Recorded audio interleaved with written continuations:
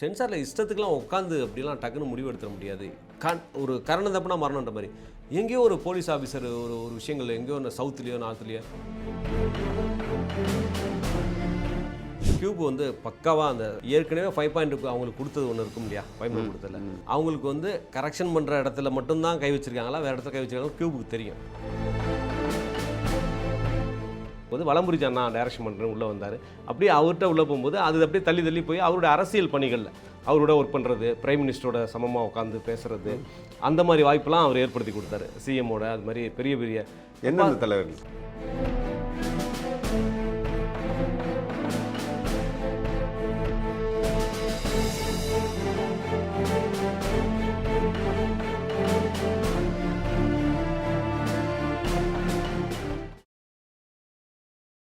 ரெண்டாயிரத்தி 24 சென்சாரான படங்களை பார்க்குற, அதாவது அதுலேருந்து செலக்ட் பண்ணப்பட்ட அந்த 400 படங்கள் இருக்கு இல்லையா, அந்த 400 படங்களை அதில் பணியாற்றாத ஒருத்தர் தான் செலக்ட் பண்ணுவாங்கன்னு சொல்கிறீங்க. ஓகே, அந்த வருடத்தில் ஒரு 2-3 படம் நடிச்சிருக்கிற ஒரு ஹீரோ லிஸ்ட்டில் இருக்கார் சார்.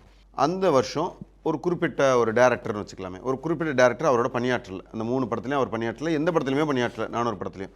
இப்போ வர அடுத்ததாக இப்போது கரண்ட்டாக அந்த ஹீரோவோட படம் பண்ணிகிட்ருக்கிறார். இப்போ அவரை அந்த செலெக்ஷன் கமிட்டியில் வைப்பீங்களா? சட்ட ரீதியாக அவங்கள வந்து வைக்கக்கூடாது அப்படின்றது கிடையாது. ஆனாலுமே இப்போது அவங்க சேர்ந்து செயல்பட்டுக்கிட்டாங்க போது சர்ச்சை வரும் அப்படின்றதுக்காக தவிர்ப்பாங்க. ஓ, அதையும் பார்ப்பீங்க. சர்ச்சை வரும் அப்படின்றதுக்காக தவிர்ப்பாங்க. சட்டத்தில் அவங்க அந்த படத்தில் வேலை செய்யலைன்னா கூப்பிட்ருப்பா அப்படின்ற மாதிரி இருக்குது. ஆனால் ஒரு பிரபலமான ஒரு படமோ இல்லை வெளியில் நல்லா தெரிகிற ஒரு படத்தில் அந்த ஹீரோ படம் அப்ளை பண்ணியிருக்காங்க, அந்த ஹீரோட்ட அந்த டேரக்டர் பண்ணிருக்காங்கன்னா சர்ச்சைகள் நிச்சயமாக வரும். ஏன்னா இப்போ இந்த டேரக்டருங்கும் போது உங்களுக்கு ஈஸியாக பின் பாயிண்ட் பண்ணி ஈஸியாக பிக் பண்ணிட முடியும். ஒரு காஸ்டியூம் டிசைனராக இருக்காங்க, ஒரு சவுண்ட் டிசைனராக இருக்காங்கன்னா அப்போ அந்த அந்த பர்டிகுலர் ஹீரோ ஆட்டோமேட்டிக்காகவே போகிறவங்களுக்கே ஒரு ஃபேவர் மனப்பான்மை வரும். அதான் நம்ம அவரை வச்சு ஹீரோ பண்ணிகிட்டு இருக்கோம், அவருக்காக 4 வாரத்தை நம்ம பேசுவோமே அப்படின்ற மாதிரி ஒரு இயல்பாகவே அந்த துணி வரும் இல்லையா, அது அவங்களுக்கும் தெரியும். அது சாத்தியம் தான். ஆமாம் ஆமாம் ஆமாம், அதனால இருக்கும். அப்புறம் நாளைக்கு வந்து அறிவிக்கும் போதும் இவர் படம் ரிலீஸ் ஆகும் இந்த காம்பினேஷனில். யோ இவர் வச்சு நீ ஹீரோ பண்ணி இப்போ படம் ரிலீஸ் ஆகுது, நீ தான் ஜூரியா பண்ணியா, அப்போ நீ தான், அந்த மாதிரிலாம் கான்ட்ரவர்சி வரும் இல்லையா. சட்டம் ஒரு பக்கம் இருக்கும், இன்னொரு பக்கம் அந்த நேரத்து சூழ்நிலை. நேற்று ஒருத்தன் கேஸ் போட்டிருப்பான், அப்புறம் சென்சாரில் இஷ்டத்துக்குலாம் உட்காந்து அப்படிலாம் டக்குன்னு முடிவு எடுத்துட முடியாது. ஒரு கரணம் தப்புனா மரணன்ற மாதிரி. எங்கேயோ ஒரு போலீஸ் ஆஃபீஸர் ஒரு ஒரு விஷயங்கள் எங்கேயோ ஒன்று சவுத்துலேயோ நார்த்துலேயோ நாங்கள் டெய்லி எல்லா நியூஸையும் படித்து பைத்திய மாதிரி இருக்கணும், கிட்டத்தட்ட லூஸ் மாதிரி தான் அத்தனை விஷயத்தையும் மண்டையில் ஏற்றிட்டே இருக்கணும். எங்கேயோ ஒரு போலீஸ் ஆஃபீஸர் ஒரு விஷயம் சாதிச்சிருப்பார், இங்கே பார்த்தா அவர் ஒரு விஷயம் பண்ணியிருப்பார், இங்கே பார்த்தா அவருடைய பேரை போட்டுட்டு ஒருத்தர் அமல்ராஜன் ஏதோ சம்திங் ஒரு போலீஸ் ஆஃபீஸர் இருக்காங்கன்னா அவன் போட்டுட்டு ஒரு குற்றம் பண்ணுறவனை போலீஸ் ஆஃபீஸராக இங்கே காமிச்சிட்ருப்பாங்க. பக்காவாக இருக்கும், அதே பேட்ச் அதே விஷயங்கள்லாம் இருக்கும். அதை கூட பார்க்கணும், அதை கூட பார்க்குற மாதிரி இருக்கும். அது ரொம்ப நுட்பமாக இருக்கணும். சில சமூக பிரிவுகள்லாம் வெளியில் தெரியாது, சர்ச் பண்ணணும், நான் உட்காந்து சர்ச் பண்ணணும். மொபைல் இல்லாமல் தான் இருப்போம், ஆனால் தேவைப்பட்டால் இந்த மாதிரி நேரத்தில் எடுத்து டக்குன்னு சர்ச் பண்ணி உள்ளே இது பண்ணி இல்லை தெரிஞ்சவங்களை அடித்து இந்த இதில் இந்த மாதிரி இருக்குதா, அது இருக்குது. படம் முடிஞ்ச உடனே கொடுத்துருவீங்களா சார், அல்லது அதுக்கு ஒரு டிஸ்கஷன் அல்லது ஆலோசனை எப்படி உங்களுக்குள்ளே நடத்துக்கிறதுக்கு ஒரு டைம்? படம் முடிஞ்சோன்னே நம்ம வந்து சரி ஓகே இந்த படத்தில் என்ன பெருசாக ஒன்றும் இல்லைப்பா, ஒரு 1/4 மணி நேரத்தில் முடிச்சுட்டு நம்ம சாப்பிட போகலாம். இப்போலாம் சமயத்தில் ஒரு படம் பார்த்திங்கன்னா தமிழக பிரபலமான சம்மந்தப்பட்டவங்களோட படம் தான், தமிழில் தான் பார்த்துட்டோமே என்ன, சரி ஓகே விடு அப்படின்னா பார்த்திங்கன்னா ரொம்ப நேரம் போச்சு. என்னென்ன விஷயங்கள் சில சமயம் பார்த்திங்கன்னா எல்லாம் சார் நீங்கள் சொன்ன மாதிரி எல்லாம் பண்ணிட்டோம் சார், நீங்கள் தமிழில் சொன்னீங்களா அது அப்படியே பண்ணிட்டா சார், ஒன்றுமே இல்லை மாதிரி சொல்லுவாங்க. ஒரு வக்கரமான ரொம்ப மோசமான ஒரு ரொம்ப அது வேண்டாம் அப்படின்னு முடிவு பண்ண ஒரு காட்சி இருக்கும். சார் அந்த காட்சி தூக்கிட்டோம் சார், தூக்கிட்டு ஆல்டர்னேட்டிவ் பண்ணிட்டேன் சொல்லுவாங்க. இதில் பார்த்திங்கன்னா அந்த சவுண்டு அதே வச்சுருப்பானுங்க, 5.1 சவுண்டை மாற்றிருக்க மாட்டாங்க. ரொம்ப நுட்பமாக பார்க்கணும். ரொம்ப இந்த சமூகத்தில் டெய்லி வந்து என்ன கரண்ட் அஃபேர்ஸ் எல்லாமே தெரிஞ்சு வச்சுருக்கணும்.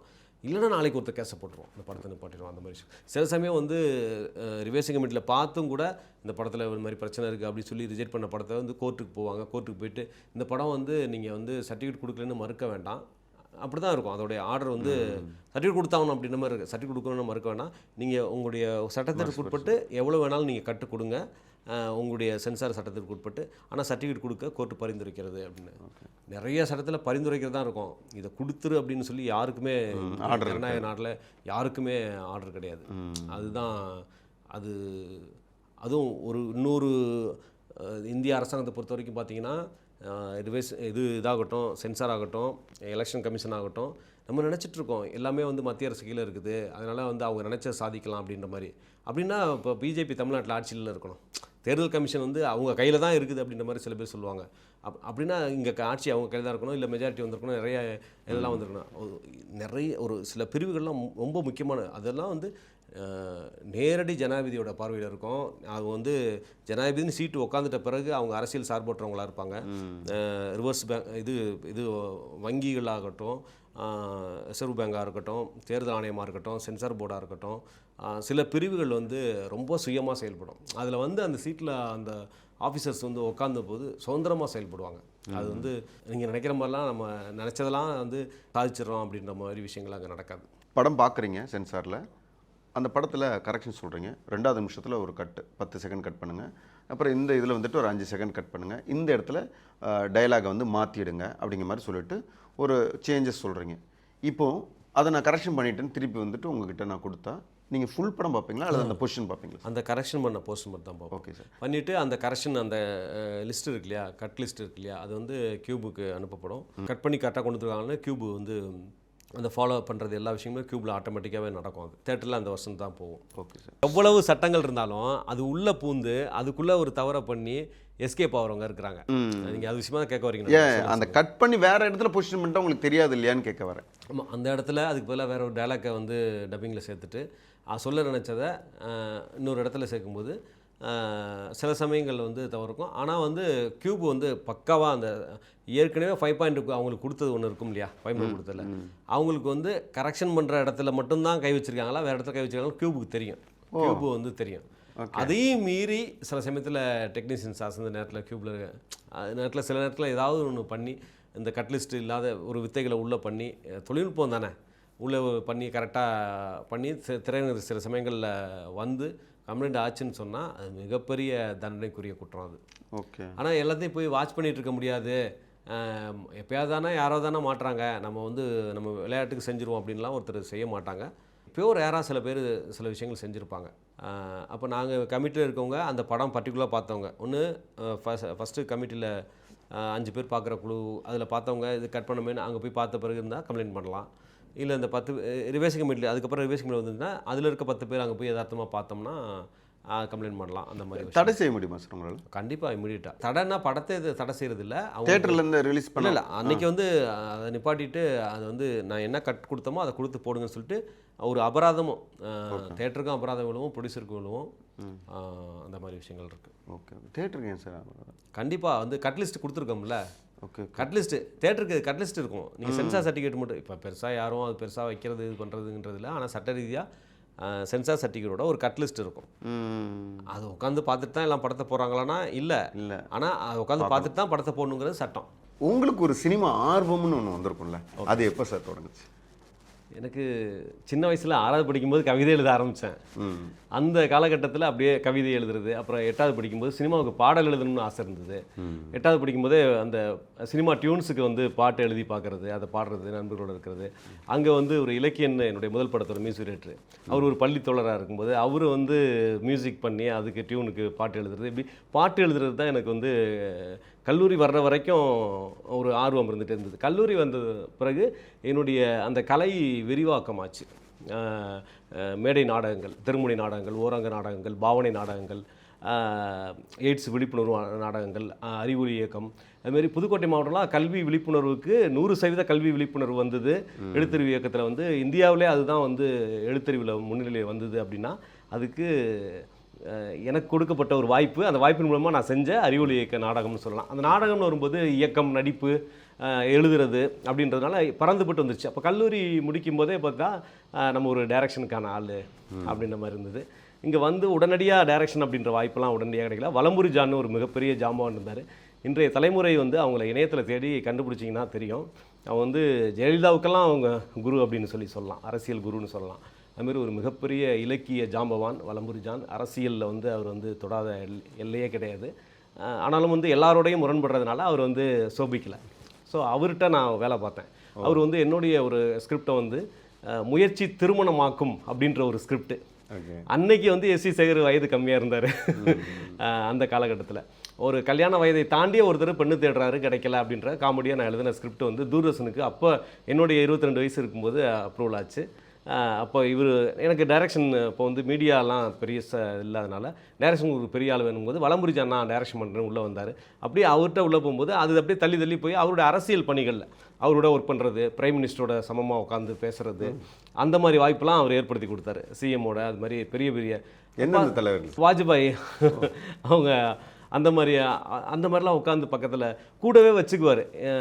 உதவியாளர்னு சொல்ல மாட்டார், செக்ரட்டரின்னு சொல்ல மாட்டார், ரைட்டரு அப்படின்பாரு, ஃப்ரெண்டு அப்படின்பாரு. இன்ட்ரடியூஸ் பண்ணும்போது பிரைம் மினிஸ்டர் இன்ட்ரடியூஸ் அந்த மாதிரி இன்ட்ரடியூஸ் பண்ணுவார். அந்த புரோட்டோக்கால்லாம் தாண்டி பக்கத்தில் உட்கார வச்சு சாப்பிட வைப்பார். கலைஞரோட, மூப்பனார் ஐயாவோட, இது மாதிரி எல்லாரோடையும் கிட்டத்தட்ட நான் அவர் உள்ளே வரும்போது ஜெயலலிதா அவங்களுக்கும் வந்து ஒரு பிரிஞ்சுட்டாங்க. அப்போ ஜெயலலிதா அவங்கள தவிர பாக்கி எல்லாரோடையும் வந்து சந்திக்கிறதுக்கான ஒரு வாய்ப்பு ஏற்பட்டுச்சு. அது இப்போ யோசித்தேன், என்னடா பாதை மாறிட்டு போயிட்டே இருக்கே அப்படின்ற மாதிரிட்டு அப்படியே டக்குன்னு உடனடியாக விட்டுட்டு சினிமா துறைக்கு போனால் வாய்ப்பு கிடைக்கல. அப்போது எம்ஜி வல்லபன் சொல்லிட்டு நான் சொல்கிறவங்கலாம் வந்து இன்றைக்கி தலைமுறை வந்து உள்ளே தேடி பாருங்கள், அவங்களாம் மிகப்பெரிய சாதனை பண்ணவங்க. எம்ஜி வல்லபன் அவர் வந்து நியூ ஃபிலிம் அவர் உதயகீதம் படத்துக்கெலாம் பாட்டு எழுதினவர். அவர் வந்து பத்திரிகை துறையில் அவர் நிறைய பேரை வளர்த்து விட்டுருக்கிறாரு. திரைப்படத்துறையில் அவர் எழுதக்கூடிய 4 வரினால் மிகப்பெரிய உச்சத்துக்கு போன சினிமா நட்சத்திரம்லாம் இருக்கிறாங்க. தெரியும், இன்றைக்கி வந்திருக்கிற எல்லாருக்குமே தெரியும். அவர்கிட்ட வந்து ஒரு பத்திரிகையாளர் நான் ஜாயின் பண்ணும்போது ரஜினி சார் என்ட்ரி பண்ணுறது அந்த மாதிரி லெவலில் ஒரு விஷயங்கள்ல அந்த மாதிரி அது மாதிரி நாசர் சார், இது மாதிரி ஒரு பக்கம் ஆர்டிஸ்ட், ஒரு பக்கம் கிரியேட்டர், ஒரு பக்கம் கிரிட்டிக், அந்த மாதிரி நிறைய பேரை சந்திக்கிறதுக்கான வாய்ப்பு இருந்தது. அப்புறம் இது திரும்பவும் பாதை நம்ம எதுக்கு வந்தோமோ மாதிரி போச்சு அப்படின்னு சொல்லிட்டு சினிமாவுக்கு ட்ரை பண்ணும்போது அதுக்கப்புறம் எல்லா பத்திரிகையாளராக இருந்து எல்லா கதவுகளும் திறந்தது. அதுக்கப்புறம் வாய்ப்பு தேடும்போது வந்து பார்த்திங்கன்னா அவங்கள வந்து ஈஸியாக அணுகி சந்திக்கிறதுக்கான சந்தர்ப்பங்களே கொஞ்சம் மிஸ் ஆயிடுச்சு. பத்திரிகையாளர்னா உடனடியாக எல்லாரையும் சந்திக்கிறதுக்கான இருந்த அந்த கதவு திறந்தது வந்து வாய்ப்பு தேடும்போது சினிமாவுக்காக நான் இறங்கிட்டேன் ஃபுல்லாக அப்படிங்கும்போது இல்லை. அப்புறம் ஒரு போராட்டம், உதவி இயக்குனர் இருந்தான். உதவி இயக்குனர் இருக்கும்போது நான் ஒரு சாதாரண விவசாய குடும்பம். ஸோ அதுலேருந்து வரும்போது உதவி இயக்குனராக அந்த சம்பளங்கள் குறைவாக இருக்கிறது, அதை சர்வைவல் அதில் சமாளிக்க முடியல. அதனால் நடித்தா பணம் கிடைக்கிறது நடிக்க வந்தோம். நடிச்சுக்கிட்டே இருக்கும்போது நல்லா உச்சத்துக்கு வந்துகிட்டே இருக்கும்போது ஒரு கட்டத்தில் கிட்டத்தட்ட ஒரு 75% வந்து அந்த ஹீரோ பண்ணுறவங்களாம் முதலீடு பண்ணுறவங்க ஹீரோ பண்ண முடியும், இல்லை அப்பா டேரக்டராக இருந்து ப்ரொடியூசராக இருந்து அவங்க இன்ட்ரடியூஸ் பண்ணணும். அந்த மாதிரி ஒரு 75% அதை உடச்சி வந்தவங்க நிறைய பேர் இருக்கிறாங்க. அந்த உடச்சி வர்ற அளவுக்கு எனக்கு குடும்ப பின்னணி இல்லை. ஸோ அப்போ வந்து நடிப்பு விஜய் சாரோட ஃப்ரெண்ட்ஸு, கீதை, பகவதி, சிவகாசி இந்த படங்களாம் நடிச்சிருக்கோம். ஒரு பக்கம் ஆட்டோகிராஃப் நடிச்சிருக்கோம், மொழி நடிச்சிருக்கோம், கட்டுரை தமிழ் நடிச்சிருக்கோம், ஜக்குபாய் எல்லாம் ஒரு பக்கம் கமர்ஷியல் படம், ஒரு பக்கம் ஆர்ட் ஃபிலிமு. 2000 பார்த்தீங்கன்னா நான் நடிக்கிற கலைப்படம் வந்து டெல்லி இன்டர்நேஷ்னல் ஃபிலிம் ஃபெஸ்டிவல் அப்போ இப்போ கோவாவில் நடக்கிறது அங்கே இந்தியன் படம் அங்கே டெல்லியில் நடக்கும், ஸ்ரீபோர்ட் ஆடிட்டோரியத்தில். அங்கே வந்து படத்தை அஃபீஷியல் செலெக்ஷன் ஆகும். ஒரு பக்கம் கமர்ஷியல் படம் நடிச்சிட்டு இருப்போம் விஜய் சாரோட, இன்னொரு பக்கம் பார்த்திங்கன்னா ஒரு ஆர்ட் ஃபிலிம் ஹீரோவாக நடிச்சிருப்பேன். அந்த சார் அப்போவே விஜய் சார் அவங்க டீமில் எல்லாமே கிண்டல் பண்ணுவாங்க, நான் நடிக்கிறது தமிழ்நாட்டில் தான் ரிலீஸ் ஆகுது, நீங்கள் நடிக்கிறது தலைநகரில் ரிலீஸ் ஆகுது அப்படி மாதிரிலாம் கிண்டல் பண்ணுவாங்க. ஸோ பார்த்திங்கன்னா அப்போவே பார்த்திங்கன்னா இப்போ எப்படி ஜூரியாக உட்காந்துட்டு காலையில் ஆரம்பித்து நைட்டு வரைக்கும் படம் பார்க்குறோமோ அதே மாதிரி அப்போ வந்து காலையில் ஆரம்பித்தோம்னா 7 மணி 8 மணிக்கு அப்படியே ஆரம்பித்தோம்னா நைட்டு 11 மணி வரைக்கும் உலக படங்கள், வெளிநாட்டு படங்கள், வெளி மாநில படங்கள், வெளி மொழி, வெளி கலாச்சார படங்கள்லாம் அப்படி பார்த்து அப்படியே சினிமாக்குள்ளே வந்து இப்படி கொஞ்சம் ஒரு படம் எடுப்பேன். அந்த படம் வந்து இப்போ சரியாக ஓடி இருக்காது, உடனே வந்து திரும்ப போயிட்டு நடிக்க போவேன்.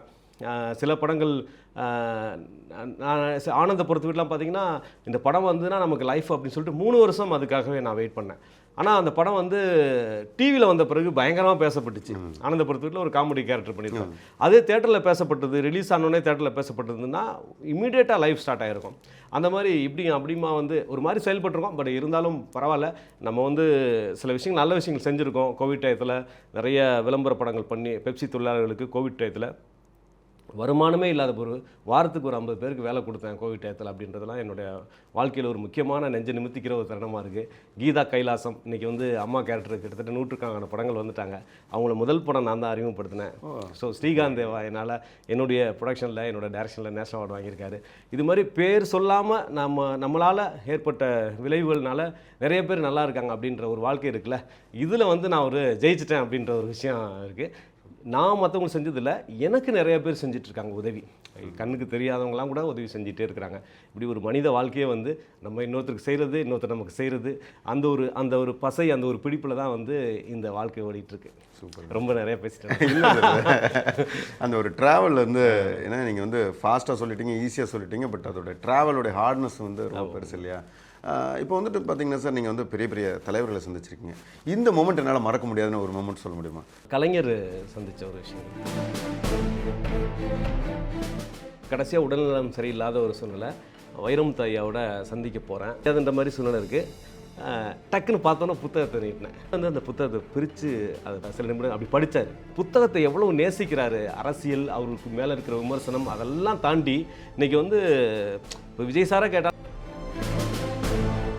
கோயம்புத்தூரில் ஒரு சிகரங்களை நோக்கி புத்தகம் வெளியிடறாருன்னா அங்கே போய் 10 நாள் தங்கி வேலை செய்வோம். மதுரையில் ஒரு புத்தகம் ஒரு 5 புத்தகத்தை வச்சு யானை மேலே ஊர்வலமாக கொண்டு வெளியிடறாருன்னா அதை யானையை ரெடி பண்ணுறது முதல் கொண்டு போய் உட்காந்து அந்த வேலையை செஞ்சுக்கிட்டு இருப்போம். அவர் சின்ன வயசில் ஒரு பிரம்மாண்டமாக அண்ணாந்து பார்த்த ஒருத்தரோட நம்மளுடைய படத்துக்கு அவர் பாட்டு எழுதுவார் அப்படின்னு அந்த 14 வயசில் நான் நம்பியிருந்தேன். அந்த நம்பிக்கை வந்து பிறகு நடந்தது இல்லையா. அதனால் இரவு அந்த ஸ்கூல் யூனிஃபார்மோட ரயில்வே ஸ்டேஷன்லேயே படுத்திருந்தேன். ரயில்வே ஸ்டேஷன்லேயே படுத்துருந்துட்டு அங்கேயே குளிச்சுட்டு 3:30 எழுந்திரிச்சு குளித்து பல்ல விளக்கிட்டு அந்த யூனிஃபார்மோட அவர் சந்தித்த அந்த நாட்கள் இருக்கு இல்லையா.